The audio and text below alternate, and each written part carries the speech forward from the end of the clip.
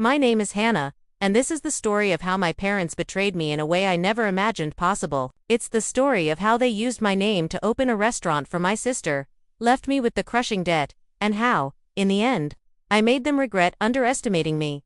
From the outside, we looked like a normal family. My dad was known as a hardworking man, my mom was deeply involved in the community, and my sister, Lily, was the shining star. She was always the favorite, the golden child who could do no wrong. She was charming, outgoing, and full of big dreams. And me, I was the quiet one, the responsible one, the daughter who kept her head down and never asked for much.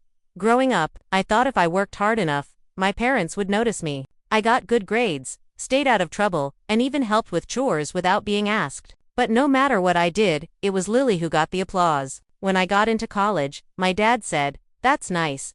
When Lily got into culinary school, he threw her a party. It hurt, but I tried to tell myself it didn't matter. I loved Lily. I wanted her to succeed, and maybe my role in the family was just different, but nothing prepared me for what they did next. It started with little hints. My parents would talk about how Lily wanted to open her own restaurant. My mom would gush about how talented she was, how she deserved a chance to shine. My dad would nod and say things like, "We'll figure something out." I thought they meant they'd help her find investors, or maybe take out a loan themselves. What I didn't know was that they had already decided who was going to carry the weight. Me, at the time. I had just started my first full-time job. I wasn't making much, but I was proud of myself. I was careful with money, building credit, trying to plan for the future. I thought my parents were proud of me too. One night, we had dinner together. Everyone was laughing, talking about Lily's restaurant dreams. My dad said, "We're so close to making it happen." My mom added, "This is going to be life-changing for all of us." I smiled, happy for Lily, but also curious. "So, how are you paying for it?" I asked lightly. They exchanged a glance I didn't understand at the time. My dad shrugged. "Don't worry about it, we've got it covered." I had no idea that covered meant me. Weeks later, I started getting strange letters in the mail. At first, I thought they were spam. Then I noticed the amounts, thousands of dollars, my name, my address. But for accounts I had never opened, my stomach dropped. I called the number on the letter, panic rising in my chest. After endless holds and transfers, a calm voice finally explained, "Miss Hannah, you are listed as the guarantor for a business loan, a restaurant, total balance, $180,000. I nearly dropped the phone. "What? That's not possible. I never signed for a loan. I don't own a restaurant." But they insisted. The paperwork had my name, my social security number, my signature. I hung up, shaking, bile rising in my throat. And then it clicked. The glances at dinner, the way my parents brushed off my question, the way they always said Lily deserved a chance. They had used my name. I drove straight to their house, my hands gripping the wheel so tightly my knuckles turned white. When I stormed inside, Lily was sitting at the table, glowing with excitement, talking about her restaurant. My mom was beaming. My dad looked smug. I slammed the letters down in front of them. "What is this?" I demanded, my voice trembling with rage. My mom's smile faltered. My dad leaned back, calm as ever. "It's Lily's future," he said simply. "In my name," I shouted. "With my credit. You forged my signature. You put me in debt for something I didn't agree to." Lily's face twisted with guilt for a second, but then she tried to justify it. "Hannah, come on. You're so responsible. You'll be fine. This is my dream. Don't you want me to succeed?" I stared at her in disbelief. "Not if it means destroying my life." My dad's voice turned sharp. "Enough. Family sacrifices for family. You've always had it easy, Hannah. This is your way of contributing." I felt like the floor had fallen out from under me. My own parents, my own sister, they hadn't just ignored me, they had used me. That night, I drove home in tears. But beneath the heartbreak, a fire started to burn. They thought I'd roll over. They thought I'd accept it, the way I'd accepted every other slight. But they were wrong. Because I had proof. And I wasn't about to let them ruin me. That night, I barely slept. I lay awake staring at the ceiling, my chest tight, my mind racing. Every time I closed my eyes, I saw the loan letters, my name, my debt, my sister's dream, chained to my future like an anchor by morning. The panic had turned into despair. What would this mean for me? My credit was ruined. My plans for a home, a car, maybe even grad school, all gone. I had done everything right, worked hard, lived responsibly, built slowly, and in one move, my parents had torn it all apart. I tried to tell myself it couldn't get worse, but it did. 2 weeks later, I got a call from the loan company. The restaurant had missed its first payment. They wanted to remind me of my obligation. Obligation. That word hit me like a punch. I remember sitting on the floor, clutching the phone, feeling like I couldn't breathe. My parents had done this, but the world didn't see them. The world saw me. To the bank, to the credit agencies, to anyone who looked at the paperwork. I was the one who had taken on $180,000 of debt for a failing restaurant. I drove to my parents' house again, tears blurring my vision. This time, I wasn't shaking with rage. I was shaking with desperation. When I confronted them, my mom looked away, her face pale. My dad crossed his arms. Stop being dramatic. We'll make the payments. Once the restaurant takes off, you'll thank us. Thank you, I choked out. For ruining my credit. For lying to me? For stealing my name. My sister tried to step in. Hannah, it's just temporary. Once we're successful, we'll pay it all back. You won't even notice, but I would notice. I could feel the weight pressing down on me every time I thought about the future. I turned to my dad, my voice shaking but sharp. You forged my signature. That's illegal. Do you even realize what you've done? For a moment, something flickered in his eyes. But then he smirked. No one's going to believe you didn't agree. You're part of this family. Start acting like it. I left that house broken. The next few months were the worst of my life. Debt collectors called me daily. My phone buzzed constantly with reminders of missed payments, penalties, late fees. At work, I plastered on a smile, but inside, I was crumbling. I stopped going out with friends. Stopped answering Ethan's texts. Stopped caring about myself. One night, I sat at my kitchen table with all the letters spread out around me. I felt small, powerless, invisible. I thought, maybe this is it. Maybe this is my life now. Carrying their mistakes. Cleaning their mess. Just like always. But then, my eyes fell on one of the loan documents. I looked at the signature again. My name, written in a way that didn't feel like mine. My stomach twisted. That wasn't my handwriting. And suddenly, I remembered something from my childhood. My dad signing report cards on my behalf. My sister forging a note once to get out of gym class. My parents brushing it off with a laugh.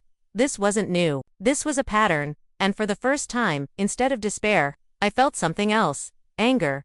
Maybe my dad was right. Maybe no one would believe me if all I had were my words. But I had more than that. I had proof. I had handwriting samples, employment forms, lease agreements, dozens of documents with my real signature, and none of them matched the one on the loan. I didn't know exactly how yet, but I knew this. I wasn't going to let them bury me. I started researching. I read everything I could about identity theft, forged signatures, and consumer protection. I called a legal aid hotline, shaky and nervous, and explained my situation. The volunteer on the other end was quiet for a long moment before saying, "If what you're saying is true, Hannah, this isn't just unfair. It's fraud." Fraud, that word, lit a spark inside me. My parents had always controlled the narrative. They always made me feel like I was the problem, like I was ungrateful for not sacrificing more. But fraud. Fraud was black and white. Fraud didn't care about family loyalty. Fraud meant they had crossed a line that couldn't be spun away. I hung up the phone and sat in silence for a long time, my heart pounding. For months, I had been drowning in their betrayal. But now I had something to hold on to, a rope to pull myself out. They thought they could use my name and leave me with the debt, but what they didn't know was that I was about to use my voice and my proof to fight back. The night I heard the word fraud, everything shifted. For months, I'd been drowning under shame and fear, thinking I had no way out. But that single word was like a light switch. Suddenly, I wasn't powerless anymore. I wasn't just the quiet daughter who got walked over. I was a victim of a crime, and victims had rights. I started by organizing everything. My tiny apartment looked like a detective's office, papers taped to walls, sticky notes with dates, binders filled with every letter, email, and bill I'd received. On one side of the table, I stacked documents with my real signature, leases, tax returns, bank forms. On the other side, I kept copies of the forged loan documents, side by side. The difference was obvious. Then I did something I'd never done before. I reached out for professional help. I scheduled a consultation with a lawyer who specialized in consumer protection. Sitting in that sleek office, my hands shaking, I told her everything. My parents, my sister, the restaurant, the debt. When I slid the papers across her desk, she studied them quietly. Then she looked up and said words that made my heart race. Hannah, this is a textbook case of forgery. You never consented to this loan. You're not liable for it. For the first time in months, I could breathe. She explained the steps I could take: filing a police report, sending cease and desist letters, disputing the loan with the bank, and demanding an official handwriting analysis. Each step sounded terrifying, but she assured me, "You're stronger than you think, and you have the truth on your side." I walked out of that office with something I hadn't felt in a long time. Hope, but hope didn't erase the fear. What scared me most wasn't the bank or the debt collectors. It was my family. How would they react when they realized I was fighting back? I didn't have to wait long to find out. A week later, I confronted them. I went to their house with a folder full of documents. Lily was in the kitchen, bragging about the restaurant to a friend, while my parents sat in the living room. I stood in front of them, my hands trembling but my voice steady. "I know what you did," I said. "You forged my name. You used my credit. And I'm not going to let you ruin me." My mom's face went pale. My dad scoffed. "Don't be ridiculous, Hannah. You signed those papers? You just don't remember." I pulled out copies of my documents and laid them on the coffee table. "This is my signature. That's yours. They don't match, and I've already spoken to a lawyer." The color drained from Lily's face. You went to a lawyer?" "Yes," I said firmly. "And the next step is filing a police report." For the first time, my dad didn't have a smug response. He just glared at me, his jaw tight. My mom wrung her hands, whispering, "Hannah, please, don't do this. This will destroy us." I felt my voice break, but I pushed through. "You already destroyed me. You ruined my credit, my future, my trust. And you thought I'd stay quiet. But you were wrong." I walked out of that house, shaking, tears streaming down my face. But for once, they weren't tears of despair. They were tears of release. The next day, I filed the police report. My lawyer sent cease and desist letters to the loan company and the restaurant's creditors, putting them on notice that I was disputing the debt. The process was slow, messy, and terrifying. But every step I took felt like reclaiming a piece of myself. Meanwhile, the restaurant was already failing. Customers complained about bad service, poor management, and high prices. Lily had dreamed of being a star chef, but she had no idea how to run a business. My parents kept trying to prop it up, but the cracks were too deep and word was starting to spread. Neighbors whispered. Relatives asked questions. Why is Hannah's name on the debt? Why would they do that to their own daughter? For once, my family couldn't control the narrative. I wasn't free yet, but for the first time, I was fighting back, and I was winning. The day the official handwriting analysis came back, I knew the tide had turned. I opened the envelope with trembling hands, my heart pounding in my ears. The conclusion was clear, bold, undeniable. The signatures on the loan documents are inconsistent with verified samples of Hannah Carter. There it was. Proof. Not suspicion. Not just my word against theirs. Proof. I took the papers straight to my lawyer. She smiled, almost triumphant. "This seals it, Hannah. With this, they can't hold you liable. And if we push further, your parents and sister could face criminal charges." Criminal charges. Against my own family. The thought made my stomach twist, but then I remembered the endless nights of panic. The calls from debt collectors, the humiliation, the betrayal. If anyone else had done this to me, I wouldn't hesitate to call it what it was: fraud. And fraud has consequences.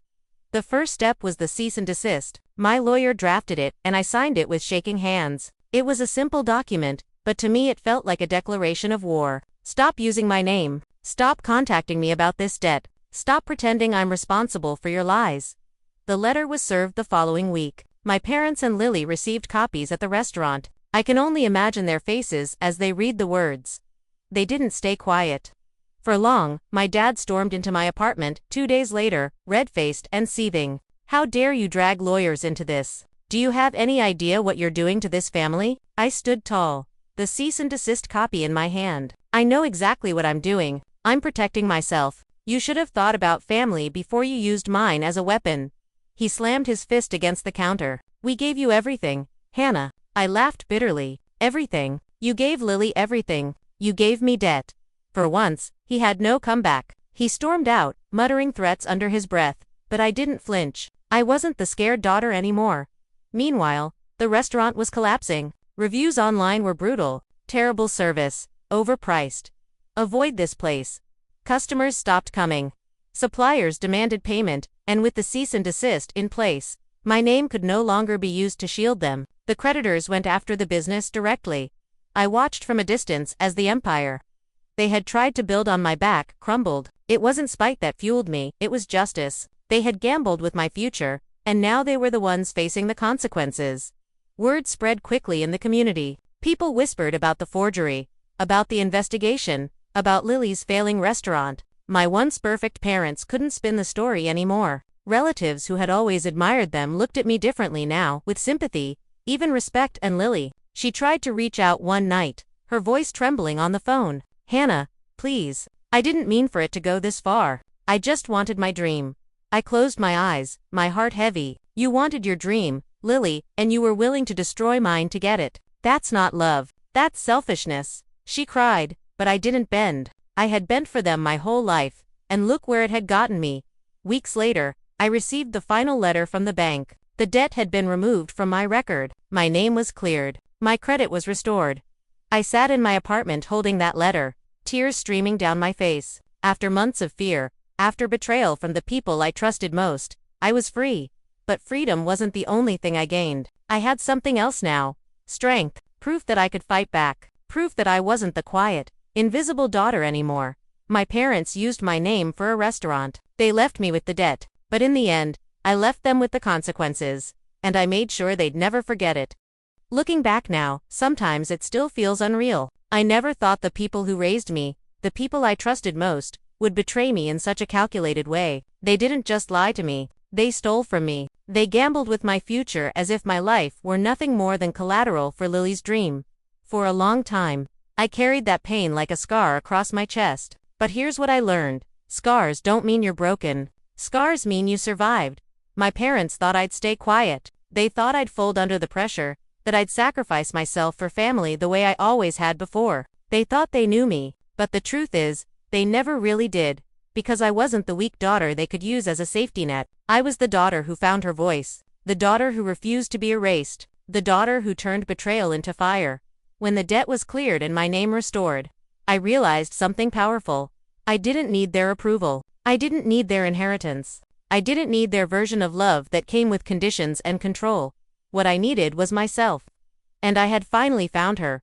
The restaurant is gone now. The debts swallowed it whole. My parents' reputation never recovered. Lily, I don't know if she ever forgive me, but maybe that's not my burden to carry anymore. Because forgiveness isn't about excusing what they did. It's about freeing myself from it, and I am free. So if you're listening to this, if you've ever felt used, betrayed, or silenced by the very people who were supposed to protect you, hear me when I say this. You are stronger than you know. You don't have to accept their version of your life. You don't have to carry their mistakes. You don't have to let their betrayal define you. You can fight back. You can reclaim your voice. You can walk away.